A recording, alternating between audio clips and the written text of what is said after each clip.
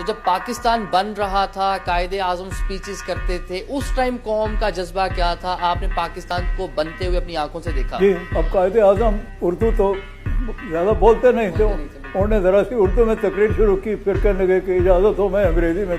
मैं जहाँ बैठा था उस वक्त तो फर्श पर बैठते थे हम, ये कालीन वाले नहीं हुआ करते थे। तो मेरे पास कुछ लोग बैठे थे, एक दूसरे से पूछता है कि ओ यार कुछ समझ आ रही है?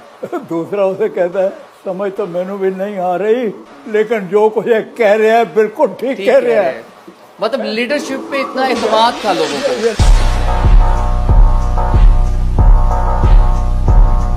I am one nation and I can tell you nothing about the present.